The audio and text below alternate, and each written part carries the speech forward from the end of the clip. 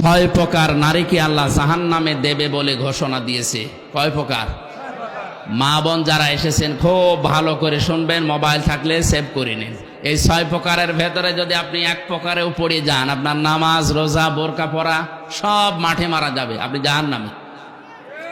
এক নম্বরে যাদের মাথার চুল খোলা থাকে স্বামী বাদ দিয়ে অন্য কারোর জন্যে, এরকম মেয়ে লোকে দেশে এখন আর নেই।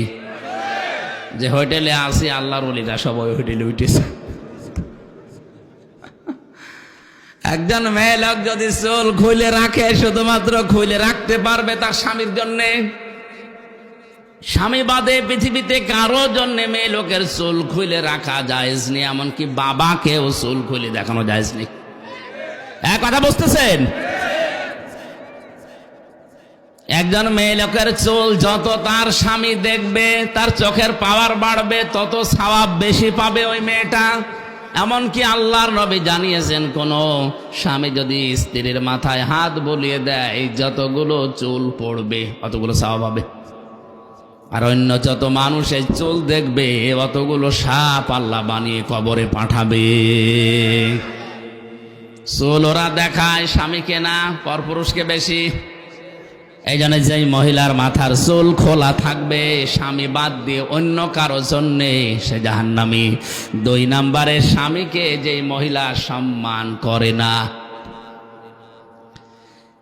তিন নম্বরে স্বামীকে বাদ দিয়ে দেবর ননদ বা অন্য কারো সাথে যারা হাসি তামাশায় লিপ্ত থাকে বেশি সময়, স্বামীর কাছে আসলে মুখ গোমরা হয়ে থাকে।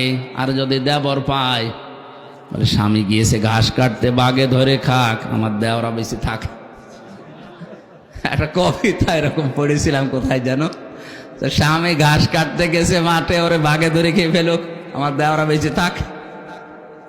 তাহলে স্বামী বাদ দিয়ে অন্যের সাথে যদি কেউ হাসি তামাশা করে, মজাক করে, ইয়ারকি আড্ডা করে, এই মহিলা জাহান্নামী।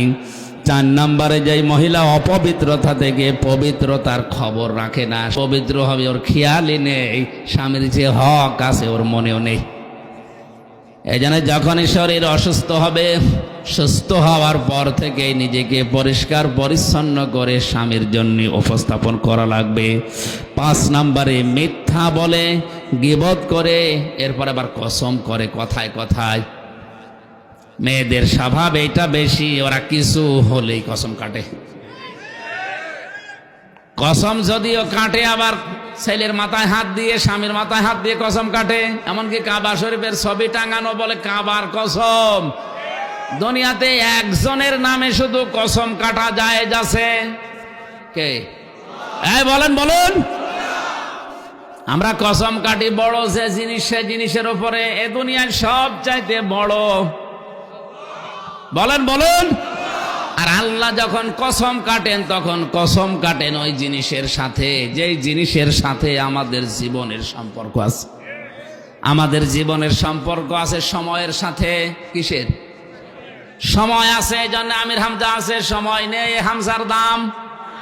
এখন যদি আমার সময় শেষ হয়ে যায়, আপনারাও আমাকে নামিয়ে দেবেন। আর আমার জীবনের সময় যদি শেষ হয়ে যায়, আমাকে মানুষ আর হামজা বলবে না, মরহুম হামজা বলবে। এজন্য মানুষের জীবন সংক্রান্ত কথাগুলো বলতে গিয়ে আল্লাহ জানিয়েছেন, ওয়ালা আসরি ইন্নাল ইনসানা লাফি খুসর। সময়ের কসম, জীবনের কসম, হায়াতের কসম, ইতিহাসের কসম। যেহেতু মানুষের এই হায়াত আছে, মানুষ আছে, জীবন আছে, মানুষ আছে, এগুলো না থাকলে মানুষের আর দাম থাকে না। এর সম্পর্ক মানুষের জীবনের সাথে রিলেটেড। এজন্য আল্লাহ মানুষের জীবন সংক্রান্ত কথা বলতে গিয়ে কসম দিয়েছেন হায়াতের, সময়ের। জোরে বলেন সুবহানাল্লাহ।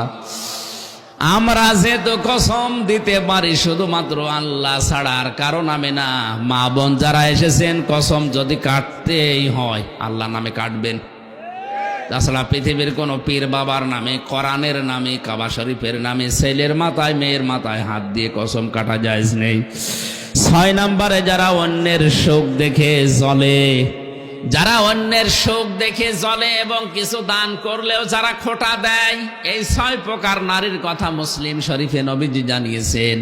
আশা করছি মা বোন যারা এসেছেন এই 6 প্রকারের কোনো কিছু যদি আপনার ভেতরে থাকে, আপনি এই মুহূর্তে নিজেকে পাল্টাবেন।